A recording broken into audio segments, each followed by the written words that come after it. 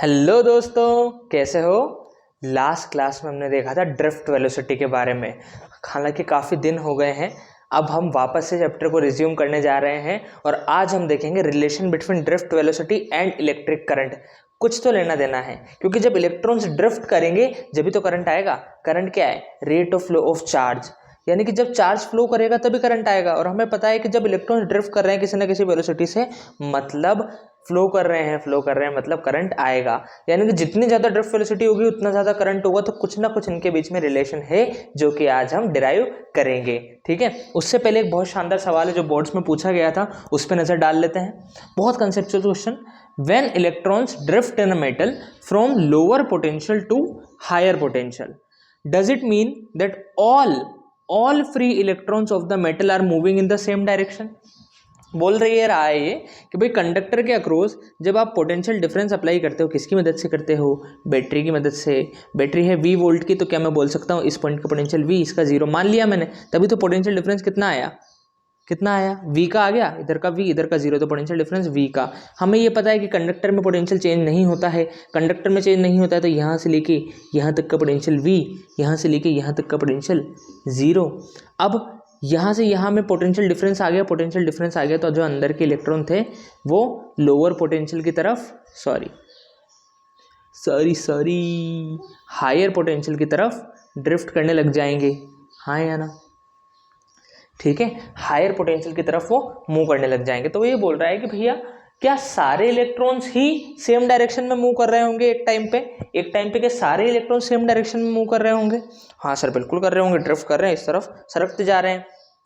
नहीं, इसीलिए question conceptual हुआ क्या कि भाई हमने ड्रिफ्ट वेलोसिटी को डिफाइन किया था। मैंने तुम्हें बताया था कि 4 इलेक्ट्रॉन नहीं होते कंडक्टर के अंदर, बहुत सारे, ऑलमोस्ट इनफाइनाइट इलेक्ट्रॉन्स होते हैं, 10 की पावर 20 30 में होते हैं। ठीक है, तो अब ये आगे जा रहे हैं, इतने में आगे वाले से टकरा गया। अब जब ये कोलिजन हुआ, सपोज ये एक इलेक्ट्रॉन, तो जब ये कोलिजन हुआ तो कोलिजन के बाद जब टकराने के बाद थोड़ी सी देर के लिए तो ये वापस उल्टा जाएगा, फिर भले आगे चला जाएगा, लेकिन कोलिजन के बाद थोड़ी देर के लिए तो इस तरफ जाएगा। हाँ या ना?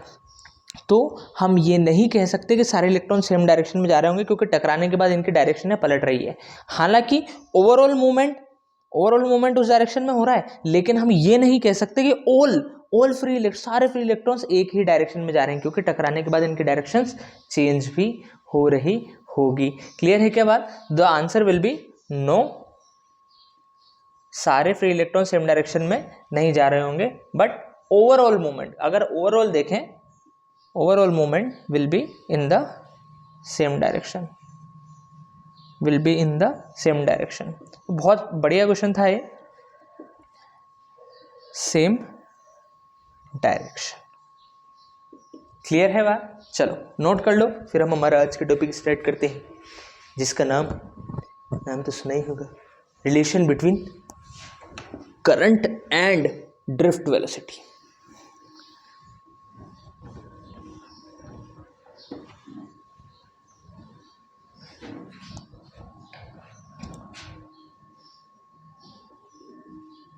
रिलेशन बिटवीन करंट बोले तो I एंड ड्रिफ्ट वेलोसिटी बोले तो VD।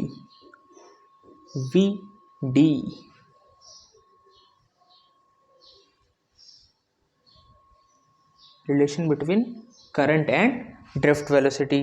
तो चलो देखते हैं हुआ क्या। हुआ ये कि हमने लिया एक कंडक्टर लिया, हमने एक मटेरियल लिया कोई सा, उसको एक वायर से कनेक्ट कर दिया और बैटरी लगा दी। ठीक है, बैटरी लगा दी तो बैटरी के अक्रॉस पोटेंशियल डिफरेंस था V, उसकी वजह से इसके अक्रॉस भी पोटेंशियल डिफरेंस आ गया V 0, यानी कि पोटेंशियल डिफरेंस आ गया V का पोटेंशियल डिफरेंस आ गया। अब करंट को हम क्या डिफाइन करते हैं? पहली वीडियो में हमने इस चैप्टर की देखा था कि करंट को हमने डिफाइन किया था कि एक गिवन क्रॉस सेक्शन, एक सेकंड रुकना दोस्तों, मेरे दूसरा मार्कर नहीं मिल रहा मुझे।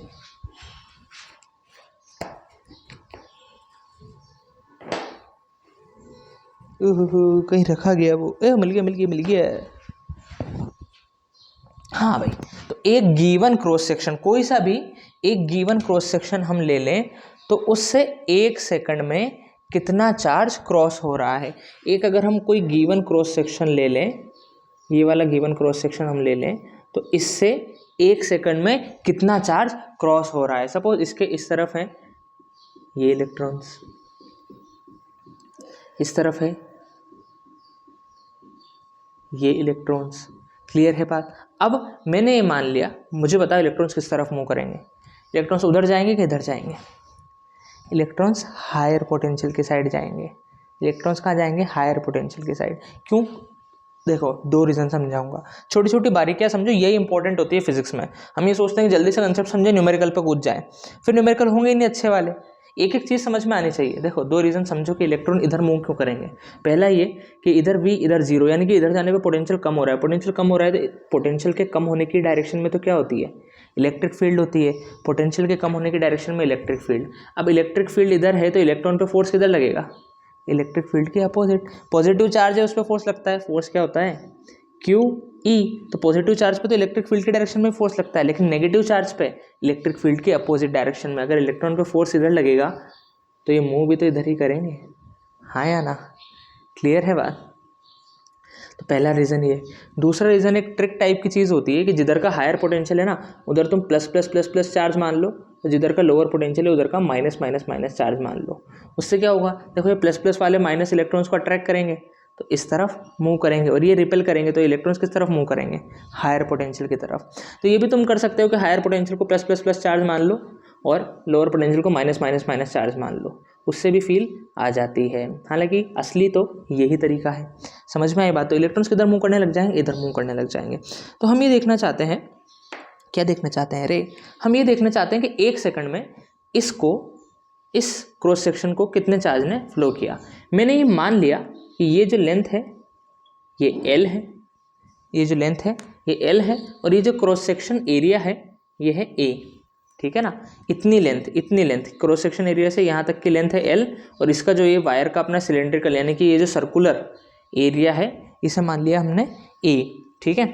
तो अब एक अजम्पशन लेनी पड़ती है, और वो क्या है कि लेट नंबर ऑफ, हम इलेक्ट्रॉन्स की बात करते हैं जनरली, हालांकि इलेक्ट्रॉन्स की जगह प्रोटॉन भी हो सकते हैं, कुछ भी हो सकते हैं चार्ज कैरियर्स। तो या तो तुम चार्ज कैरियर बोलो, नंबर ऑफ चार्ज कैरियर्स मतलब जो चार्ज रखते हैं, या फिर हम बोलें ब्रैकेट में इलेक्ट्रॉन्स पर यूनिट वॉल्यूम, पर यूनिट वॉल्यूम B N। इसका मतलब क्या है?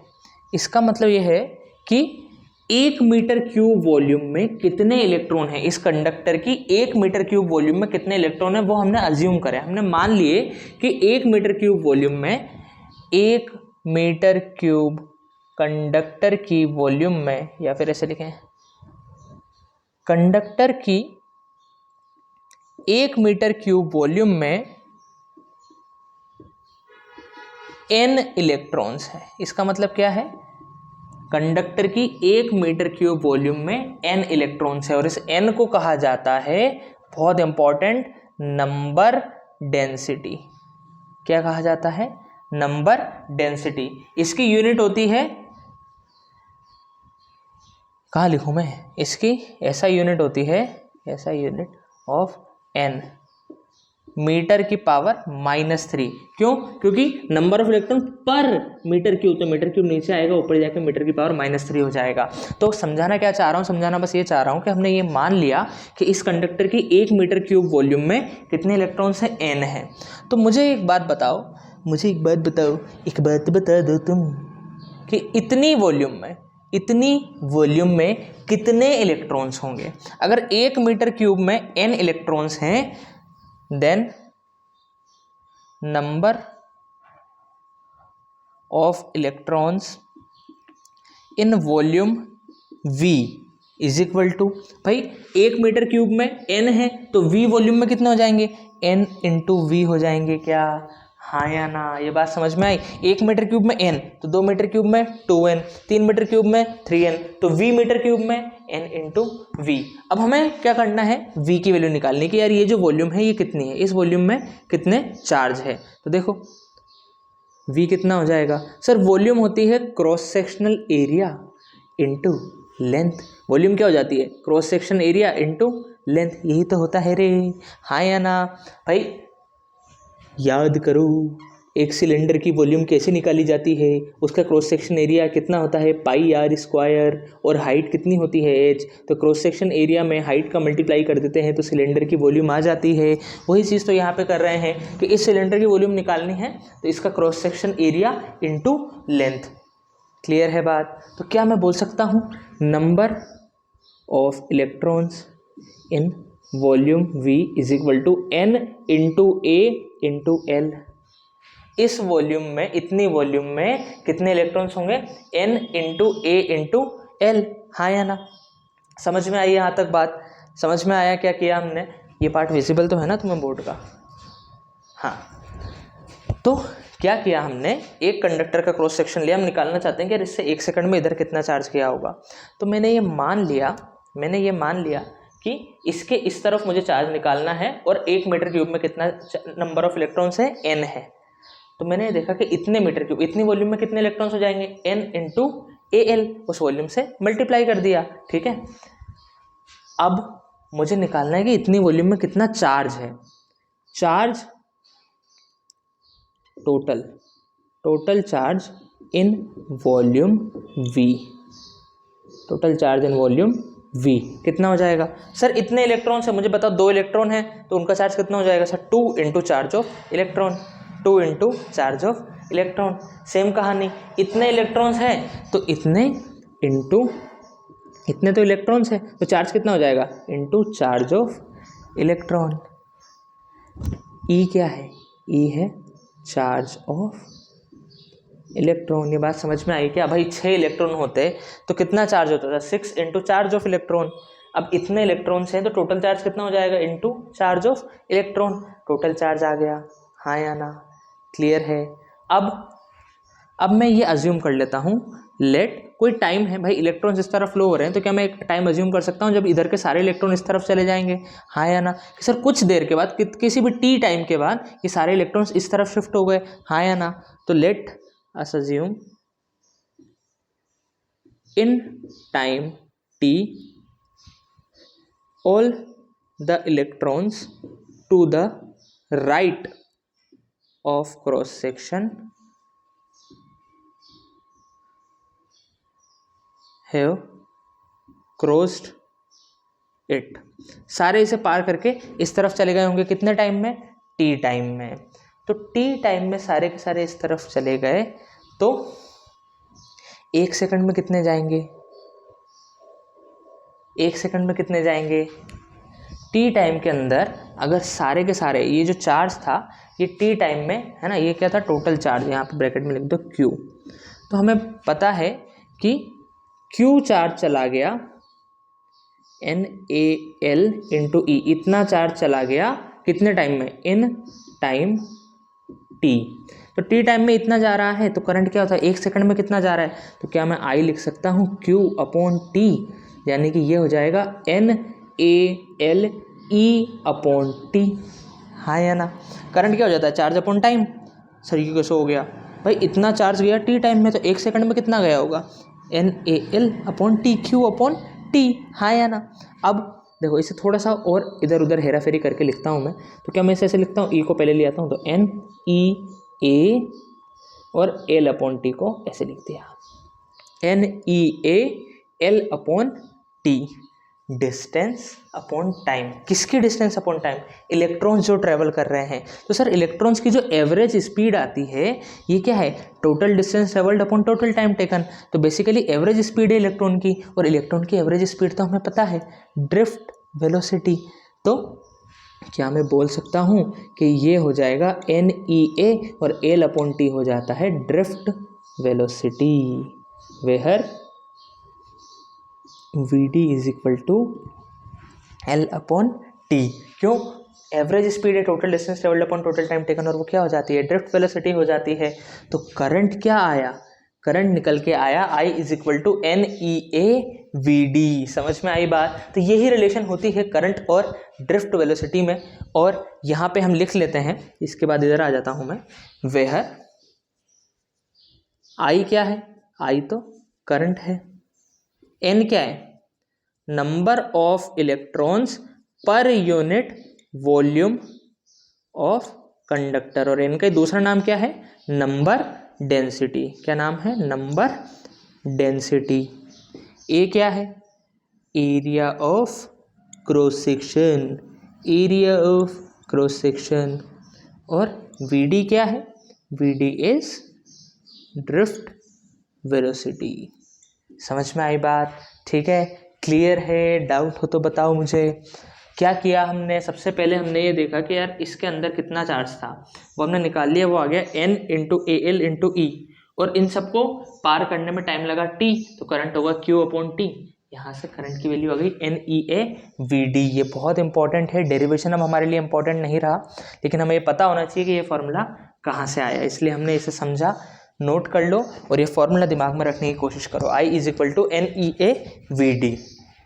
ठीक है, अब मैं तुम्हें बार बार ये बात बता रहा हूँ कि फिजिक्स में केवल फॉर्मूले से ही काम नहीं चलेगा, तुम्हें फॉर्मूले के साथ साथ कौन सी चीज़ क्या रिप्रेजेंट करती है वो तुम्हें पता होना चाहिए। That is the most important part. N क्या है, ई क्या है, ए क्या है, वी डी क्या है।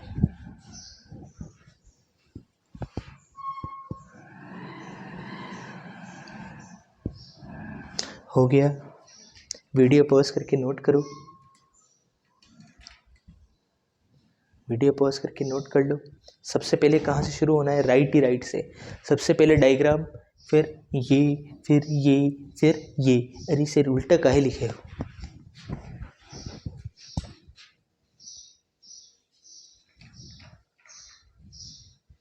हो गया? तो चलो एक शानदार क्वेश्चन करते हैं फिर। रब कर दूं? Let's move forward. एक अच्छा क्वेश्चन करेंगे इस पे based.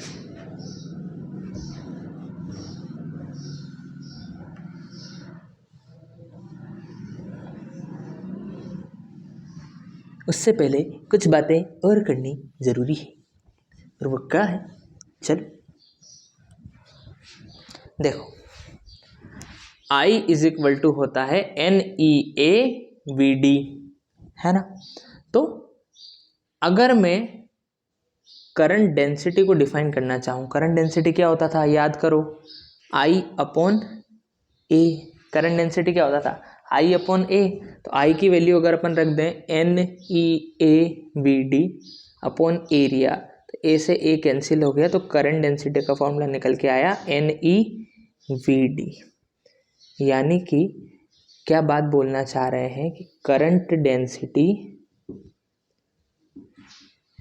Is independent of cross section area.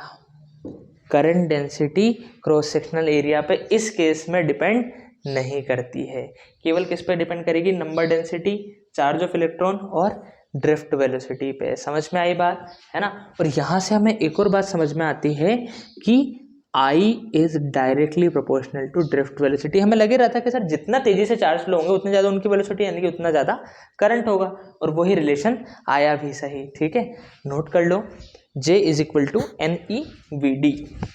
Engineering में ये रिलेशन ज़्यादा काम की होती है। हाँ सर, हमें इंजीनियरिंग अभी थोड़ी ना करनी है, तुम्हारे लिए ज़्यादा काम की ये है, बट दोनों रिमेंबर रखनी। I is equal to NEAVD और J is equal to NEVD। अरे भाई क्लियर? बात क्लियर है तो आगे बढ़े। चलो एक क्वेश्चन करते हैं इस पे बेस्ड। अच्छा सा क्वेश्चन है कि एक कंडक्टर है स्पेशल, वो दो मटेरियल से बना है, एक मटेरियल से नहीं, दो मटेरियल से बना है। हालांकि पूरे कंडक्टर के through out cross section area same है, यहाँ का भी ए है, यहाँ का भी ए है, लेकिन यहाँ की नंबर डेंसिटी है N1 और यहाँ की नंबर डेंसिटी है N2। और आपको ये दिया हुआ है कि N1 is to N2 is equal to 1:2, ये आपको दिया हुआ है ना? एरिया आपको सेम बता रखा है। तो आपसे पूछा जा रहा है if steady current is flowing steady current is flowing, find VD1 is to VD2। अगर स्टडी करंट फ्लो हो रहा है, स्टडी करंट मतलब हर जगह सेम वैल्यू है करंट की, ठीक है, हर जगह चाहे यहाँ हो हर जगह सेम वैल्यू है करंट की, ठीक है, ये मतलब होता है स्टडी करंट का। अगर स्टडी करंट फ्लो हो रहा है तो इधर जो ड्रिफ्ट वेलोसिटी रहेगी और इधर जो ड्रिफ्ट वेलोसिटी रहेगी उसका रेशियो निकालो। चलो खुद ट्राई करो, वीडियो पॉज करके, वीडियो पॉज करके ट्राई करो रे। हो गया? चलो अब देखो, पर स्टडी करंट दोनों में फ्लो हो रहा है तो पहले मैं इसकी बात कर लेता हूँ। जब भी दो केस होते हैं दोनों को अलग अलग होता है, जल्दी से सॉल्व करो। तो इधर की बात करें तो इधर का करंट मैंने मान लिया I is equal to N1 electron का चार्ज एरिया इंटू VD1, हाँ या ना। अब सर दूसरी तरफ की बात कर लेते हैं, तो I is equal to N2 EA VD2। और सर I क्यों रखा? क्योंकि दोनों में सेम था study current. E charge of electron तो बदलेगा नहीं, एरिया ऑफ क्रॉस सेक्शन हमें दोनों में सेम दे रखा है। अब हमें निकालना है VD1 upon VD2। VD1 upon VD2 कैसे होगा? जब इन दोनों इक्वेशन को डिवाइड कर देंगे, क्या कर देंगे, 1 डिवाइड बाई 2 कर देंगे, तो क्या हो जाएगा sir, I upon I is equal to NEA VD1 N1 upon N2 EA VD2। तो I से I कट गया, 1 बच गया, N1 अपॉन N2, E से E गया, A से A गया, इंटू VD1 अपॉन VD2। हमें निकालना है VD1 अपॉन VD2, तो इसको इधर भेज देंगे। वैसे N1 अपॉन N2 की वैल्यू हमें पता है कितनी है, 1/2, तो रख देते हैं। N1 अपॉन N2 की वैल्यू होगी 1/2 into VD1 upon VD2। 2 divide में इधर जाके मल्टीप्लाई में हो जाएगा, तो क्या मैं बोल सकता हूँ VD1 अपॉन VD2 की वैल्यू आ गई 2, यानी कि VD1 इज टू VD2 क्या हो जाएगा, 2:1 हो जाएगा। समझ में आई बात? ठीक है, सिंपल रिलेशन पे क्वेश्चन था। जब भी 2 या 2 से ज़्यादा केस दिए जाते हैं सबको अलग अलग कंसिडर करके इक्वेशन लिखो, फिर आंसर निकालने की कोशिश करो। क्लियर है बात? क्लियर है तो नोट करो, नोट करो भाई, नोट करो। हो गया? हो गया तो अब एक और क्वेश्चन जो कि तुम्हारा होमवर्क रहेगा। देखें हमें कितना कंसेप्ट समझ में आया। देखो ये जो पार्ट है ना इस चैप्टर का, स्टार्टिंग वाला, ये पूरा कंसेप्चुअल पार्ट है। इसमें ना मतलब इसमें मेन चीज़ है ज़्यादा कंसेप्ट, इजी क्वेश्चन ज़्यादा हाई फाई नहीं बनता है। अगर तुम्हारा कंसेप्ट क्लियर है तो तुम इजीली कर सकते हो, जैसे ये एग्जाम्पल था। अब एक क्वेश्चन और, क्वेश्चन हाई फाई बनते हैं इसके सेकंड पार्ट में से, और इसमें हाई फाई क्वेश्चंस की प्रैक्टिस करेंगे हम। एस्टिमेट, ये तुम्हारा homework, the average drift speed, drift speed बोलो या वेलोसिटी बोलो एक ही बात है, of electrons in a copper wire of cross section area 1 × 10⁻⁻7 metre square carrying a current of 1.5 ampere, assume the density of conduction electron, conduction electron वही जो conduction में काम आ रहा है, सिंपल इलेक्ट्रॉन ही है, to be 9 × 10⁻28 metre to the power -3।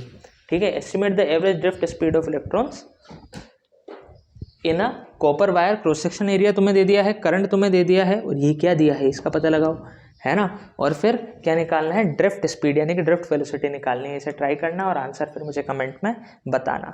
चलो next class में हम एक और बहुत इंपॉर्टेंट कंसेप्ट देखेंगे मोबिलिटी का। तब तक के लिए बाय बाय।